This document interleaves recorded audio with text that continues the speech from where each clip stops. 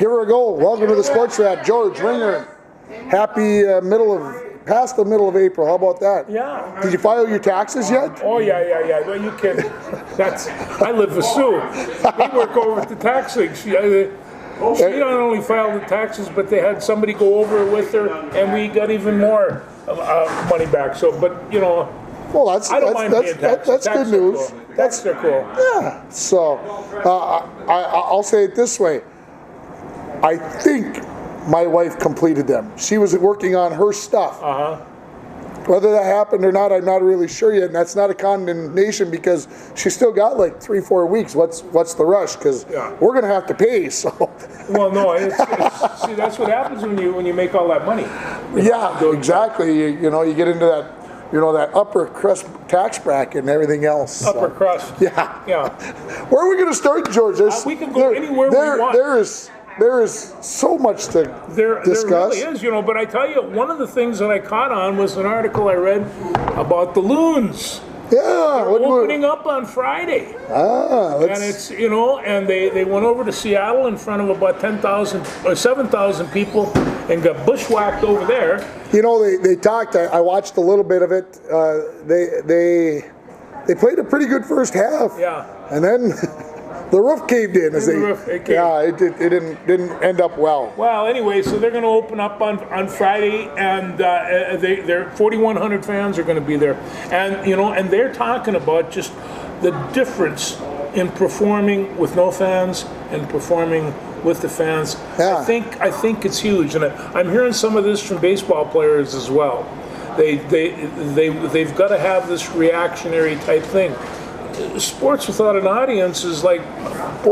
Okay, so think about when was the last time you played sports without an audience? When they turned the the scoreboard on and you didn't play in front of somebody. It's never, right? No, it's never. No, happened. Mom and Dad or somebody was there when you were young and everything else. So yeah, I think it's a different animal. There's no doubt about that.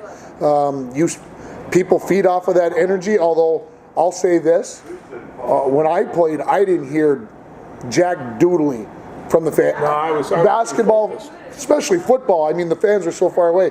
But basketball, I never heard anybody. Baseball, there was nobody there, maybe except for the coaches. But a fan? No, I experienced that one time, and I want to take a second. But when I was wrestling, I looked one time, and I'm in a pinning combination of this kid, and I'm trying to pin him, and I look up and I hear I can see all these people screaming. They're just a few feet away. I could hear nothing. And I just looked at it's just like, oh, this is weird. And, but you can get that focus. Not to get too whatever about it, but my wife was a cheerleader for my teams in high school. She'd always ask, did you hear us cheering? No, nothing, not to be rude, I never heard anybody. It just... No. That was the focus. So yeah, I have on Friday night down in St. Paul. There's going to be people. I think there's some people that are hungry for live soccer and. I would hope that I would get to a Lions Field sooner rather than later, but we'll have to see what happens. We'll have to see what happens there. But yeah, I hope the Loons turn it around. I don't think Seattle's a very good team still. Yeah. They were very good last year. The Loons lost to Seattle in the playoffs. You might recall that the Loons were ahead 2-0 after about the 70th or 71st minute, and then the roof caved in there as well. They lost 3-2 as Seattle scored with about the 73rd or 74th minute, and then they scored in like the 85th minute, and then they scored in like the 92nd minute, and the season was over. The run for the Loons was over. So I was hoping that the Loons could exorcise some demons out there. They didn't. They've never played well in Seattle. Let's hope that that's just a little bump in the road and gets everybody focused going forward. Well, hey, I just thought that was a nice place to start. If you would have told me that we were going to start by talking about soccer first, okay. I would have been totally shocked. Well, let me present this to you then. On Saturday, football starts, and there's going to be 8 games of football played. The playoffs start. This is the playoffs start for the FCS football thing, and there's 5 teams from the Missouri Valley Conference on this thing. 5 out of 16. 5 out of 16. That's not too bad. It's not too shabby. No. But we should go back and preface all what we're going to talk about in the fact that North Dakota State did not win the conference title for the first time in 9 years. Lost to South Dakota State at home. Broke the 32-game winning streak in the Fargo Dome. So South Dakota State's the number 1 seed now because they were the Missouri Valley champion. Well, and North Dakota's in it because they went over to South Dakota and beat them. And so, you know, and when you take a look at Missouri State, they're 5-4, and yet they're in it because they played 9 games. They play a tough schedule, and they're probably going to be a pretty good team. And I believe Southern Illinois beat North Dakota first game of the season. And so there's a lot of parity, for lack of a better term. I think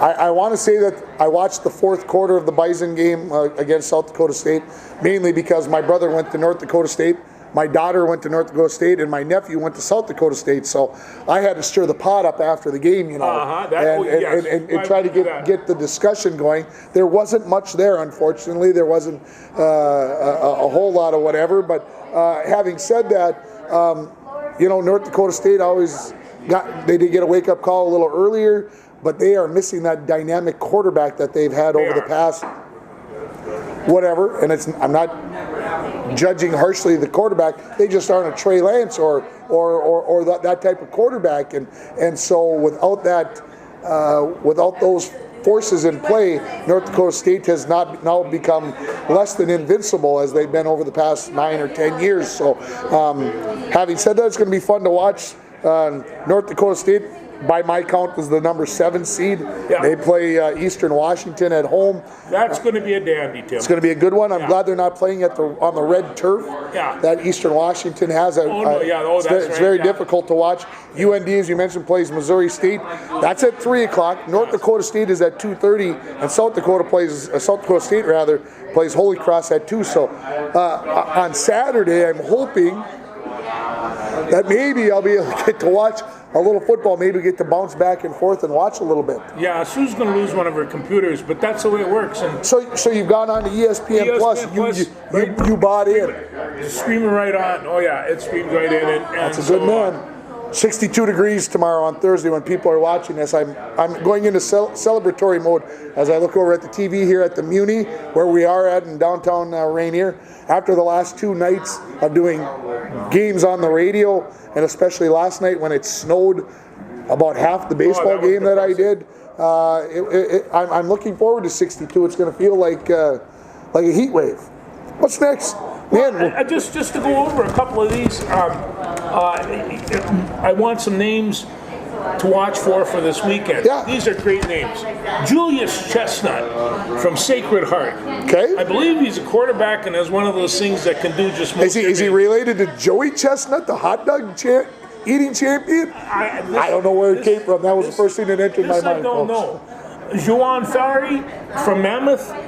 And I guess, like they're talking about, it's been the first time since, in a long time, since a running back has been Offensive Player of the Year. Okay. And this year, they are chock full. Dejun Lee from Delaware and Otis Weah from North Dakota. Otis Weah, and my sources tell me, is 5'8", 195 pounds.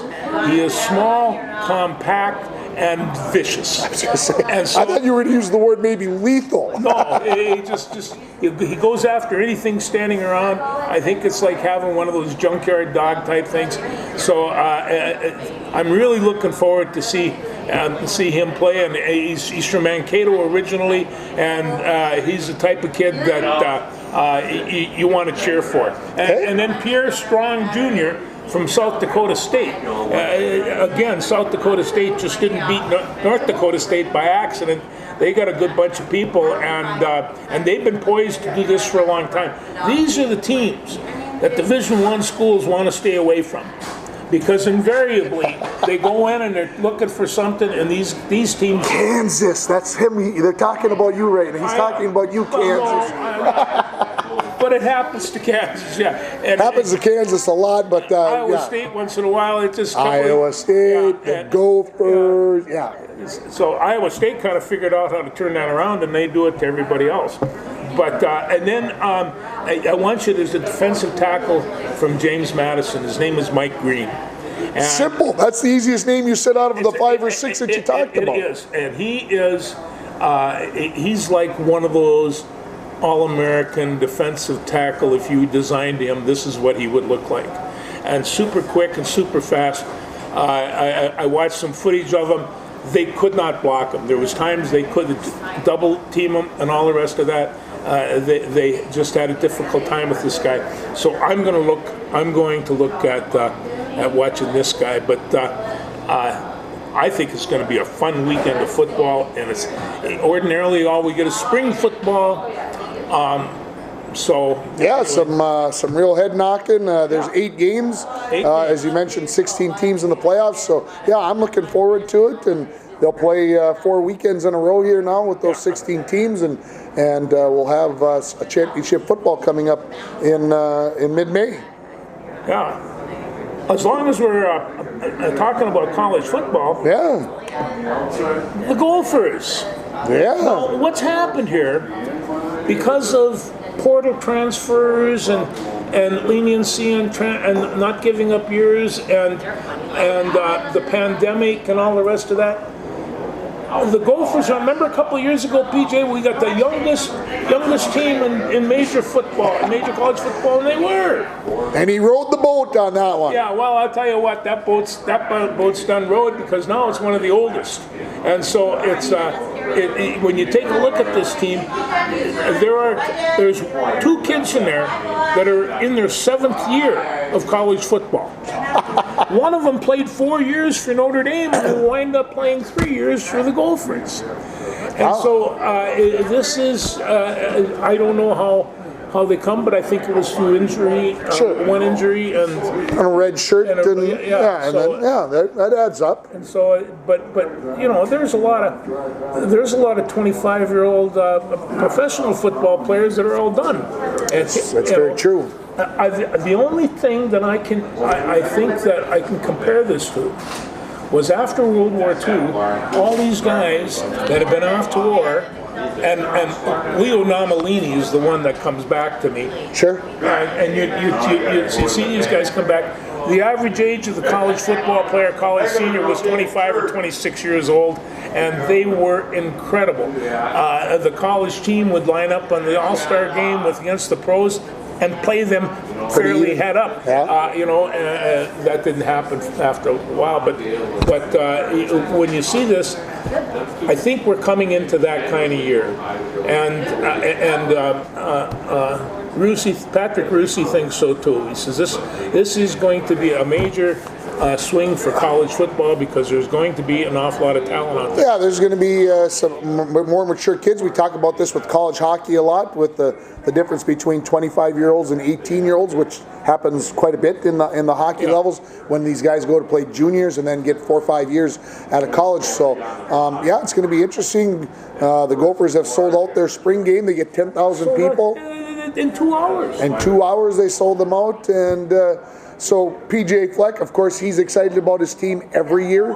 It doesn't take much to get him rolling, but he talked about having competition at each position, and that is the key for any team to be more successful, is when you have competition at positions. When George just can't sit here and say, well, I kicked the crap out of Ringer again yesterday, looks like I'll be starting again this week. If I can get the better of George every once in a while, that makes him better, makes me better, and makes the team better. So I think that's key. Oh, I think so too. And they have to do a couple of things. They have to replace Rashad Bateman, and they have to replace and they have to accommodate Ackman Bell from one side to the other. But PJ has never had a problem finding wide receivers, apparently, because he's been coming from all over the place. And like somebody said, they have 125 kids out for football. Right. Yeah. And so will this be it then? Well, we're not entirely sure of that. Yeah. transfer portals are just amazing. Yeah, and of course now that the NCAA changed their minds, and now you don't have to sit out a year in football and basketball and baseball. Now we'll see lots of free agency at the college level. Well, and that's why I say Micah Drew Threadway is playing in his 7th year, and there's another defensive lineman that's playing in his 7th year. I remember at college, if there was a guy that came back out of the services with 23, 24 years old, there was a difference between 22, 23-year-old young man and an 18-year-old young man. And if you happen to be the 18-year-old one, you understood that pretty clearly. You found out in a hurry. Yeah. It hurt. It hurt. It hurt. So anyway, you want to stay in the college ranks and talk a little Gophers. Gopher softball. Go do some Gophers. 3 out of 4 versus Nebraska. Sarah Kinch, 3 home runs. They're in 2nd place in the Big Ten. They remained ranked 24th in the nation. Softball team is looking good, and maybe the thing that has surprised me is the depth of the pitching. The Gophers got 2 hurlers, and Amber Pfizer, who was the stud 2 years ago. She might be the 2nd best pitcher that they have now. This Peasy, I'm sure Peasy, who came from Idaho or Idaho State. She's been taking a bulk of the games, and she's been pitching very well. So the Gopher softball team is looking pretty good. Well, that underhand pitching really does not put the kind of hack on your shoulder that overhand pitching does, and yet, I mean, I've tried to hit those fast pitch softballs, and they do really incredible things for the size of the ball. Yes, and they do. They can make you look downright foolish trying to hit them. They dodge and duck, and some of these women that are pitching up there, they're pretty good. Big, strong athletes. They can pitch. They're pretty good. Yes. Go for volleyball. Ouch. Ouch. Yeah. Ouch. That's what I got written right here. Ouch. Losing 5 sets to Pittsburgh in the Sweet 16. They were ranked the 3rd best team in the tournament. And so, what do you think of that? Very disappointing. As Hugh McCutcheon, the head coach, said after the match, these kinds of things that happen in the one and dones. Upsets happen. Pittsburgh played very, very well. I likened what the Gophers did to what happened to the UMD men's hockey team against Massachusetts in the national semis. They looked like they ran out of gas. Like they just couldn't do. They couldn't turn it on. No, and I'll tell you, that was not the same volleyball team that I saw that was in mid-season form before anybody got hurt. They looked like they were grasping for it, and it was just out of reach. And I don't want to take anything away from Pittsburgh. No. They did well, and of course they're young. Most of them are going to be back. Yeah, it's going to be the Gophers are going to continue to be relevant, but losing here was a major. I wonder if Big Ten volleyball, as we found out from basketball, isn't a little bit overrated.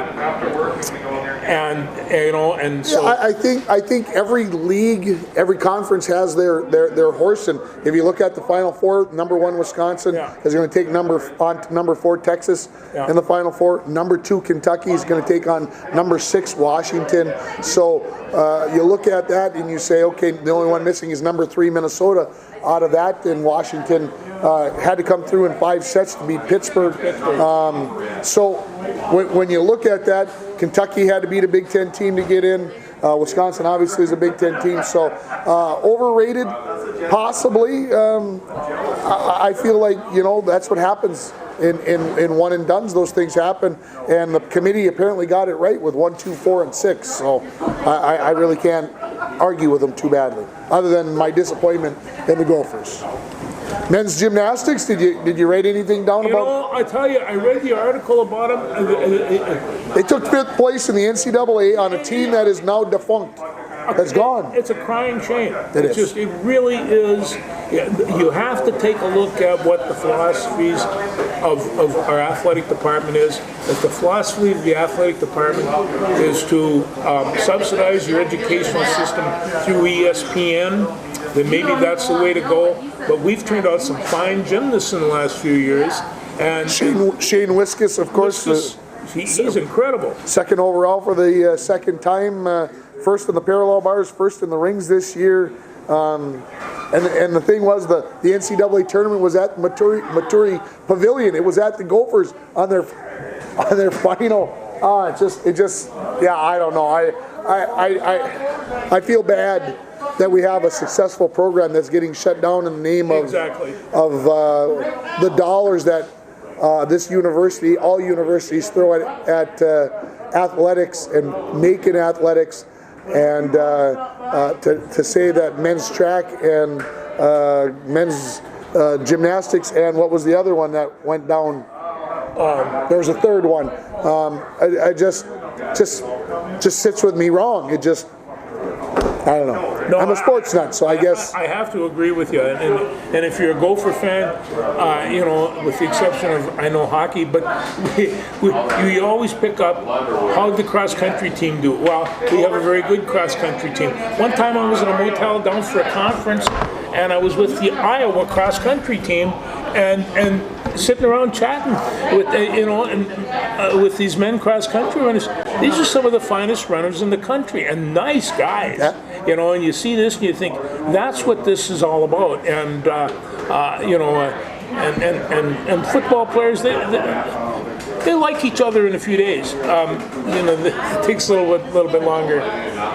Yeah. Wyatt Ulrich over the last weekend. Yeah. We were talking here. I don't remember if we said it in the last show or if we said it off the air, but we discussed about driving to St. Louis to, after the show got over and get down to watch 4 games in St. Louis. Well, fortunate we didn't do that because apparently there was COVID running around and they didn't even get to play a game. Yeah.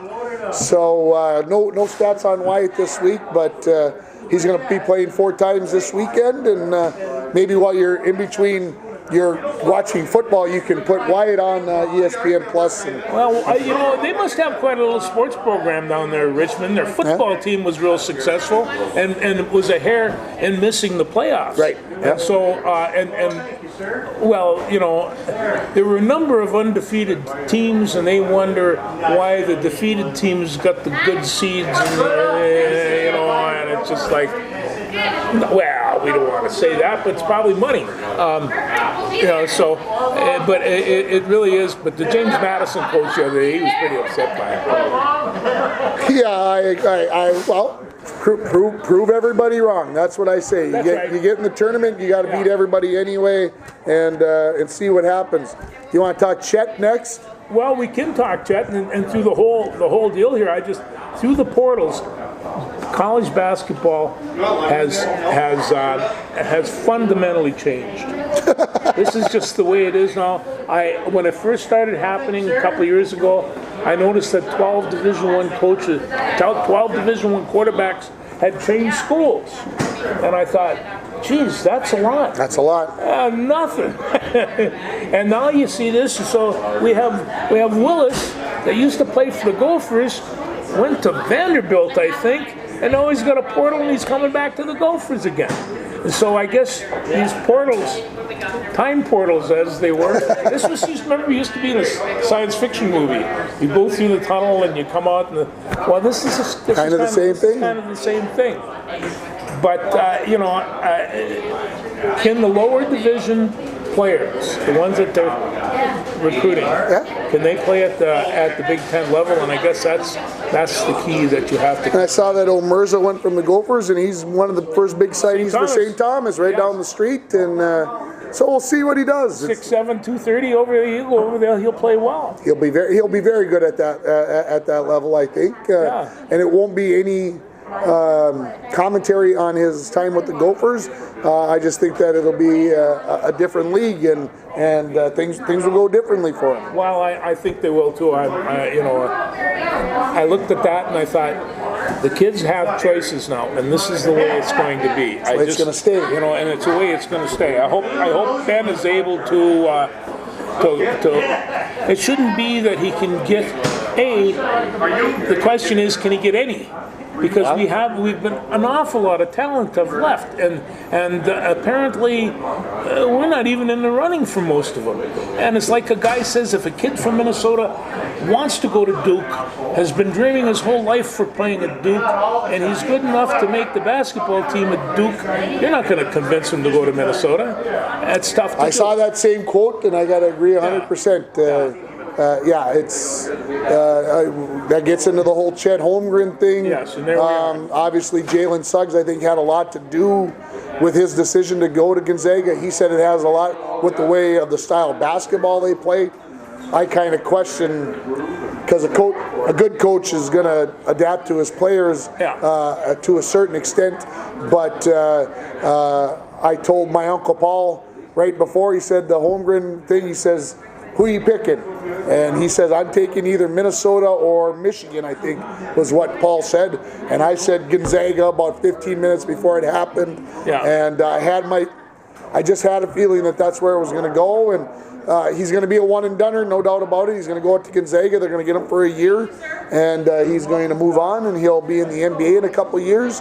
And that's the way it'll be. So in that respect, the fact that he didn't come and play for the Gophers, I'm okay with that. Yeah, I am too, and I have to agree, and it's the same way with Jalen Suggs, which I would like to think, with the rotation in the professional basketball league, that the T-Wolves would have a shot at him, and they possibly would. I mean, you get a point guard, it's like the question is Cunningham or Suggs, but you have to have what's working right now. It's not working for him, and I think Rubio's great.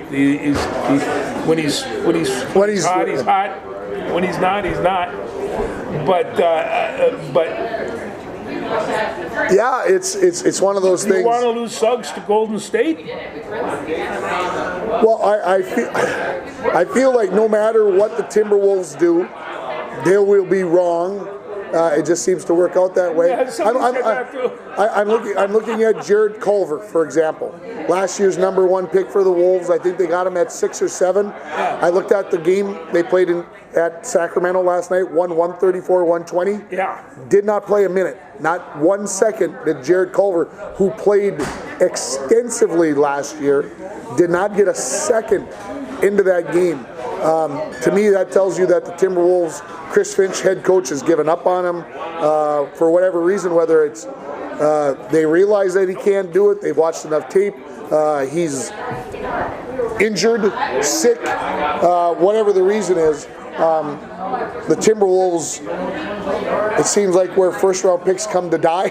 Well, no, but it's like, and my friend Rusi brought this out. He says, I asked one of the Timberwolves, why is it you guys can't win back-to-back? Have they won back-to-back this year? Well, they've only won 16 games. So they're going to get a chance tonight. They beat Sacramento last night. They get them tonight. And he said, and Rusi said, this is one of the stupidest things I ever heard in sports. He says, we win a game. He says, we go out the next night, we're overconfident. And I thought, you got the poorest defense in the league. You've got one of the worst records, if not the worst record in the league. Yeah, right now how do you get overconfident? How do you get overconfident? I agree. They're only a half game above Houston for the last spot in the entire NBA at this point. Well, there was also some comments about superstars taking a night off, and they says people pay good money to go see these guys, and when they go and watch a game and the superstar isn't there, they think they're getting shortchanged, and they are. Steph Curry hasn't been taking any nights off recently. No, he hasn't. No. I don't know if you've been watching everybody, but Steph Curry has been a three-point shooting machine.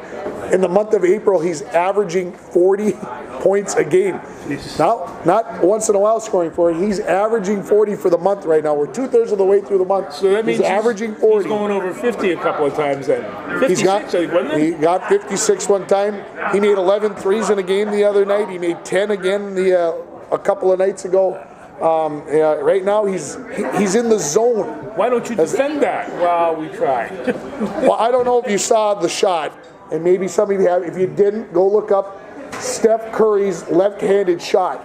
So you know how these NBA players, Kobe Bryant was one of the first ones to really start doing, kick the old leg out, you know, and hit and get fouled and fall down and whatever else. Yeah. So Steph the other night's on the left-hand side of the floor.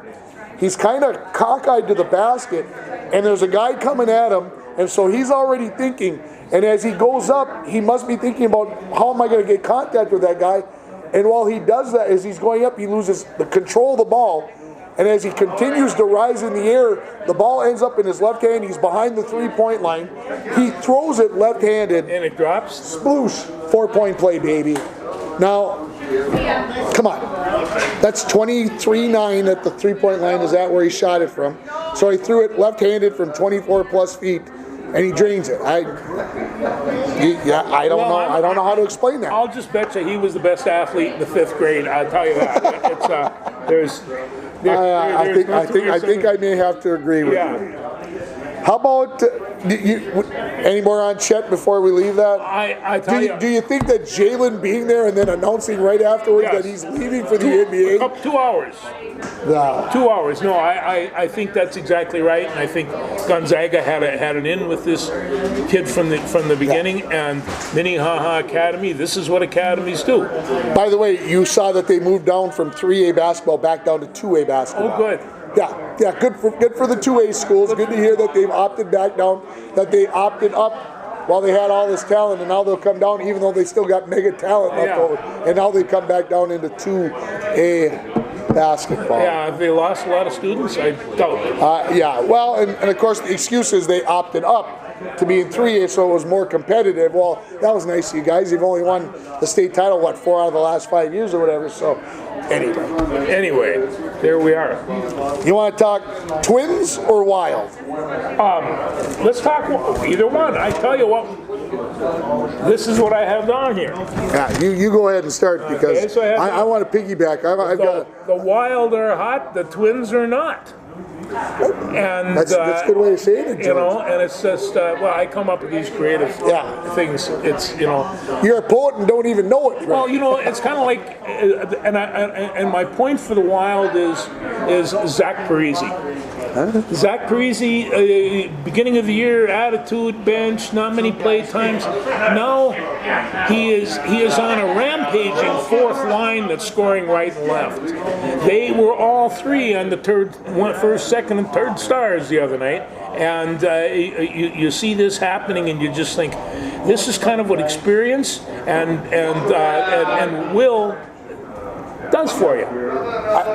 Kevin Fiala got sat down in the middle of the game. Kevin Fiala is one of the best players on the Wild. He's one of their leading scorers, and he gets sat down in the middle of missed the last 11 minutes of the second period. And what happened? Because Evanston didn't like what he was doing. The bad passes, not doing what you're supposed to be doing. And so you sit your superstar down, which they did to Parise, and all of a sudden everybody's ears perk up. What? Yeah. Fiala, what? Fiala sat down, what? Okay, well, I better get my rear in gear and start doing things. So. And when Fiala hit the ice, what happened? Puts one in the back of the net. Yeah, he scored and got an assist. And I'm not sure just where a professional hockey player is. I know that they play just an incredible schedule, and it's a very tough game. But right now, I think Minnesota Wild is, compared to some power ranking, is 11th in the league. Okay. But Colorado and Las Vegas are like 2 and 3, and we've been beating them with regularity. And it's so, when the playoffs come, I think that's going to go up. As long as they can keep on getting goaltending, and you can get scoring from your fourth line, for crying out loud. Yeah, I agree, but again, I look at Minnesota, and I look at, in order to get to the next round, they're going to have to beat either Colorado or Vegas. Yes, they will. Okay, to get to the third round, they're going to have to beat Colorado or Vegas probably. And that's no easy task. So, I had somebody say to me this morning, the Wild can't lose again in the first round. And I said, do you realize that they're going to get either you said second or third best? I said one of the top 4 teams in the league. Oh, yes, they are. When they play in the first round, they're going to get one of the top 4 teams in the league. So if you lose to them, I know we're all trying to get there. But I don't want to throw the baby out with the bathwater and say that the Wild had an unsuccessful season if they don't beat Colorado or Vegas in the first round. I suspect that it'll be a heck of a series, and it's time for the luck to change. The Wild. I agree, and and they did a very smart thing when it came to trading. They didn't do it, and so they and there was no need to. I think they see they have the equipment to get the job done, and when you take a look at Kaprizov and that crew, I mean, you have a young superstar line. Zuccarello's been hot. Eriksson X scores one off of his chest the other night. When things are going right, things are going right. And the Wild are still in third place in the West Division. They've creeped closer to Colorado, but that's only because Colorado hasn't played for a week now with COVID. So we'll see. Let's hope that they keep things going and stay healthy heading towards the playoffs. Twins. Now, the other day, it was a Friday night. It's a late game. I'm watching because the LA Angels are there, and they got some really good people to watch. I went to bed when it was 3-2. Oh, did you? Yeah. Imagine my surprise when I woke up and saw that they had lost 10-3. I just know that they had this. They had all the bags filled, and they did that through walking and through missed balls, just lousy things. And they walked the guy intentionally, and the other guy came over and swatted it for the grand slam. And I looked at that, and there it was. They played a good game. They were up 3-0 that one time. I mean, they were beating this team, and it went down to shipwreck real quick. Yeah, and then the boat really started to sink when they announced that Saturday, Sundays, and Mondays games were going to be canceled due to the COVID crisis. And then they went to Oakland and played a doubleheader on Tuesday and played 14 innings and didn't score a run. Then today, before we started the show, we're hitting the ball all over the place. We had, in the first 3 innings, we had 4 extra base hits, and in 14 innings yesterday, we had one. So I have to say part of that has to be no batting practice for 3 days. The timing was off a little bit. I'm willing to give a little grace, but then Kenta Maeda decided that he should start giving up the gopher ball, and the Twins were behind 7-4 after the 3rd inning today. I don't know where it's going to be at. Obviously, when people watch this, we'll already know the outcome, but Donaldson was ripping the cover off the ball, but so was Oakland ripping the cover out. And I don't know who Matt Olson is, but Matt Olson has hit 3 home runs against the Twins in 2.5 games, and I'm going to have to do some investigating. He'll be one of my searches tonight because obviously he's a pretty good baseball player. Well, he is, and we'll see what happens. They're going to get one in. They got that one in Oakland today. Are they going to get 2 in today? Nope, that was the last game. There's only 3 games, so they'll have all 3 games. They get an off day on Thursday, and then they start a series against the Pirates on Friday at home. So Kepler, Simmons, Garlick are out, and they were talking about some of the other players that have been cleared, but not necessarily feeling very well. So that leads you into thinking, is there more? Although your boy Nelson Cruz had a 3-run home run today. Oh, he was due. He was due. Yeah, he's been not doing so well, and it was one of those no doubters. And I'll tell you about Mr. Buxton. When the Twins don't have him on the field, they're 20% worse. He is that much of on that team, both offensively and defensively.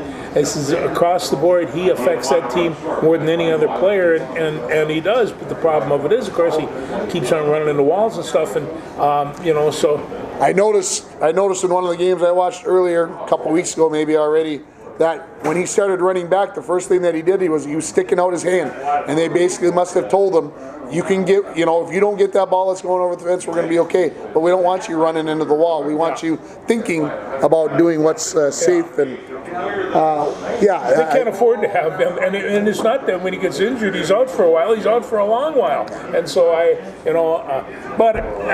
we're old coaches. We hate to see our superstars go down. Absolutely. Anything else before I go to the locals? I just want one little trend here. Yeah. We got an NFL draft coming up in a week or 10 days. 8 days from today, when we record this. So next week when we do this, I just want to do a quick scanning of the quarterbacks. Okay. So we got. We'll do a more in-depth cover. Probably next week. That'll be a majority of the show, I suspect. Probably will. Not that we know Jack Doodley, by the way. Anyway. No. So we got Trevor Lawrence from Clemson, 6'6", 313 pounds. Got an arm like a rifle. The top prospect. But apparently, there's a lot of people not pleased with his tweet or his comment about I can take or leave football. It doesn't define me. Does that bother you if you're a GM and you've got the #1 pick? I'm more concerned about the 17 interceptions he throws. I think that's probably just one weak spot. Okay. I think football players, once they get focused on what their item is, they generally become obsessed. And I think that'll happen to him too. Also, if he has any at all expensive tastes, this is the only payday he's going to get like this. Oh. But he is a political activist. He's very aware of what's going on, and I think he's going to be there. I think he's the prototype NFL quarterback. I think he has all the tickets for that. But like I say, he's kind of the Hall of Fame type. I'm not sure he's the Hall of Fame talent. Then we have, and people are going to say, oh, you're going to bring up Trey Lance. I am, because I'll tell you, he has, 8'10", 6'4", 220 pounds. He's got an excellent arm. He hits you like a fullback. So, not that you want him running around too much. I think he can fit the modern NFL football package right now. So I'm going to throw a wrench in the plan. Yeah. Okay? So we've had a couple of quarterbacks come out of North Dakota State, get drafted very highly. Yes. The one had a little bit more, a lot more success than the other one. Both of them now are kind of like in the rearview mirror. Yeah. Carson Wentz falling out of grace in Philadelphia. Easton Stick went out to San Diego / Los Angeles. I don't even know if he's in the league anymore. So my concern about Trey Lance is, yes, he had a lot of success. He's very good. I don't have any doubt about that. But do we see that against less than top-notch talent? And is it going to translate to the NFL?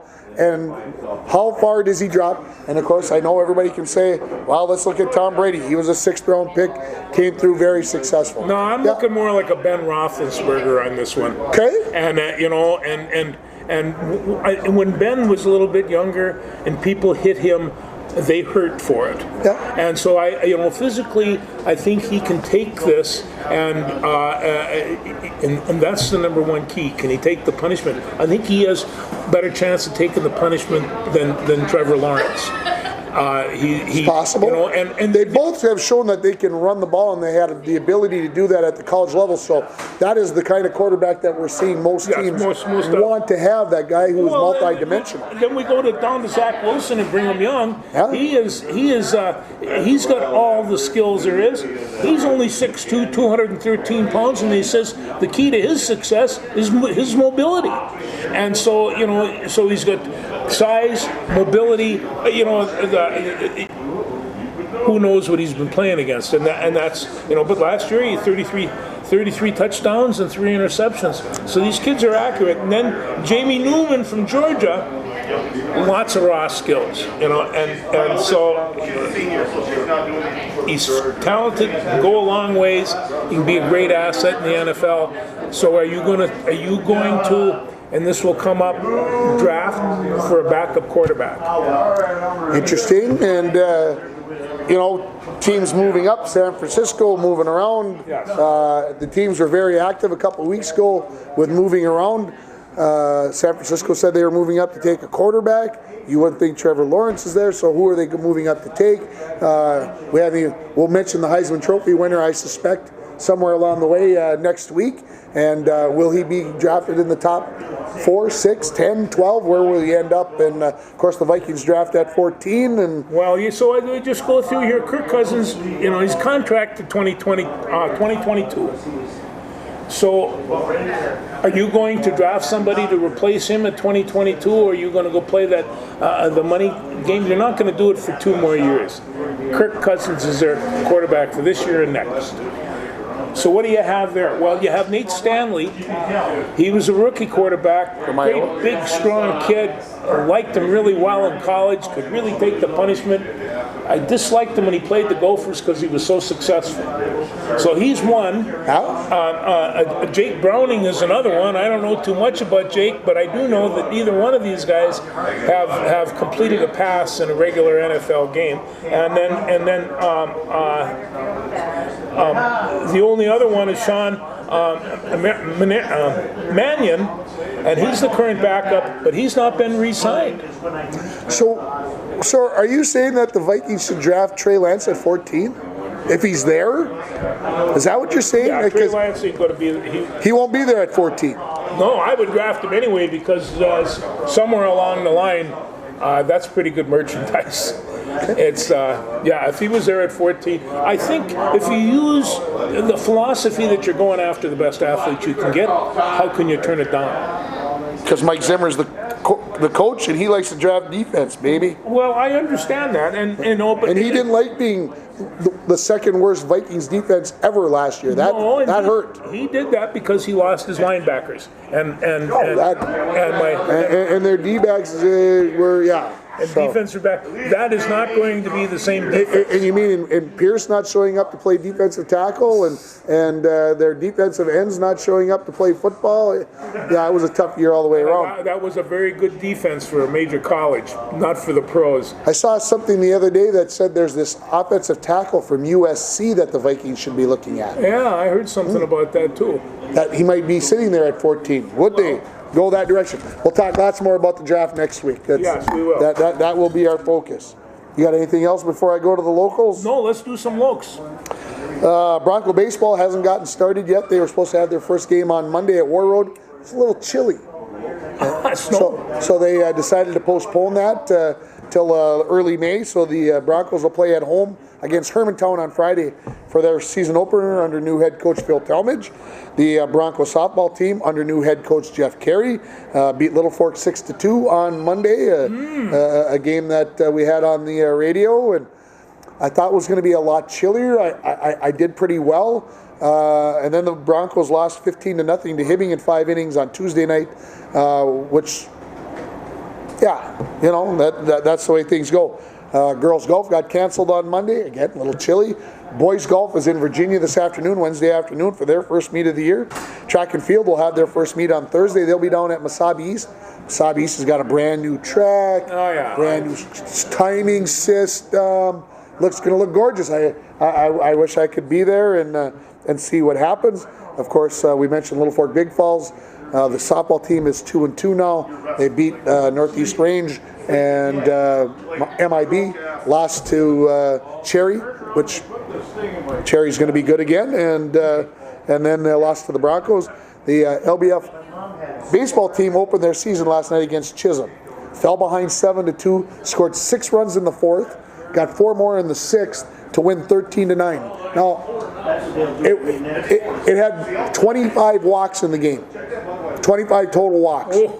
So we went on the air. You remember going to Brooklyn Center and doing a football game? I do. You remember how long that game went for a variety of reasons? Yes. I remember we were on the air for 3 hours and 33 minutes for a high school football game. Yes. And I thought I will never be on for 3 hours ever again. And you were. Last night I went on the air at 20 after 4, and I got into the car. It was 7:40, which means we were on for 3 hours plus for a baseball game. For a high school baseball game. For a high school baseball. That's all those walks. That's all those walks, and there was only 2 pitching changes, and so there wasn't a lot of that. There were just a lot of long counts, and so if I can say it this way, Mike Bull said I earned my pay last night. There you go, Mike. I earned my pay. Give him a raise. And he was there and had a blanket on and went to the car twice on me to get warm. Oh. No, really, he went to listen to the game to make sure it sounded right. No, I'll tell you one of the best games that Boley's ever called was at the prom the other night. Him and JJ were fantastic. Good. We went on the phone and saw the whole thing. Michael, we enjoyed it thoroughly. JJ, you were great. Yeah, it was on your live event. You still can go do that to do some shameless promotion. If you want to go to RJ Broadcasting, it's still there. The scary part about that was I talked to Dwayne Etienne, who does a lot of the technical stuff for the radio station. He said the most people watching live at one time was 144. Pretty good for the prom because a lot of people couldn't go. He said Monday morning there had been 784 views of the prom. All right. From Saturday night to Monday morning, 784 people. So your live event is a very popular thing. I'm going to tell you, you tell me community television doesn't fill a need. There you are. Well, and the other thing about that is I've been getting all kinds of questions. How come the baseballs and softball games aren't going to be on your live event? Well, you got to have a pretty good internet connection to be able to push out video these days, and school district's working on it. We will have, on May 17th, we will have internet capabilities at the stadium. So I applaud Mike Bleasy and Midco for getting us set up so we can do baseball and softball games on yourliveevent.com. So when you're thinking about all the things that go on, there's lots that goes into it. Rainy River Baseball played Itasca this weekend. They went 1-2. A little strange. Second game had to be postponed because of snow and wet conditions in Grand Rapids. But if you haven't heard about John Michael Gonzalez, I think I talked about him last week, but I'll say it again. He was named Northern Division Player of the Week this week. In 13 at-bats, he got on 9 times. Wow. 9 times. He got on base 9 times in 13 plate appearances, went 6 for 10 at the plate. Okay, he's batting .491 for the season now, and took away a home run, hit a grand slam home run, forced in the winning run in their 9-8 win in the only game they won on a walk-off walk. So John Michael Gonzalez, not only can he play baseball, but I had him on Coach's Corner on Saturday morning. One of the nicest darn kids you ever want to meet. Just class. What a baseball name. Huh? John Michael Gonzalez. Yeah, it just rolls off the tongue. He could, and he could be an actor if he didn't play baseball. Yes. They're in action today. Rainy River Softball went 4-0 over the weekend. They beat Hibbing twice. Mammoth scores. Beat Central Lakes down in Brainerd. Pretty good scores. The area girls, Marissa Carey, Mariah Leahy, Taylor Sears, all did outstandingly at the plate and pitching the ball. So Mariah Leahy was named Pitcher of the Week for the Northern Division. So congratulations to those kids on their honors. And both teams playing today, which is Wednesday. And good stuff going on. Yes. Busy time. Busy time. It's the springtime. Graduation will be here before you know it. Ooh. For sure. For sure. So that's what I got, George. That's all I have. What do you got on your shirt? This is what doesn't kill you makes you stronger. Except bears will kill you. Yeah, this is and we have a naturalist here, and he says. He told me in very scientific terms about bears. They're wild animals, George. So they're coming out of their dens, and they oftentimes have cubs. This is a dangerous time in the woods, and whether or not we like to think about it, bears come around here all the time. And I can't help but think about John Holler. No. The bear. The bear. The bear. Yeah. Hey, I got one more thing. I remembered. I wrote it up here this morning. I got to give a shout-out happy birthday to former Bronco, former Bulldog, USA goaltender, goaltender coach, and a pretty goddamn good golfer as well. Bob Mason turns about 60-something tomorrow, I suspect. And what about the other guy? Does he have a brother? He does. They're and Billy Mason as well. Happy birthday to the Mason brothers. Yeah. I think it is 60. I think they were born in 61. Yeah, that would be about right. They're getting older.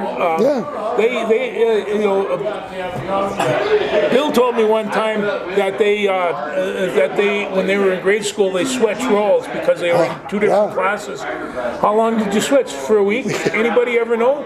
Nope. They were capable of doing that. They were very capable of doing it. That is for sure. Yes. Anything else you want to jibber jabber about? One little shout out to former Bronco football captain Hank Huso. He's recovering from cancer, and I understand recovering well. Good. And so I see Henry regularly at church, and he was not in church last weekend, and I wondered what was going on because I wasn't aware, but good to hear that he's been battling this for a while, and he does. And let's hope that he can win the battle. Yes. So I think it's going to wrap it up, George. That's it. Thank you. Thanks everybody for watching. And we'll see everybody next week.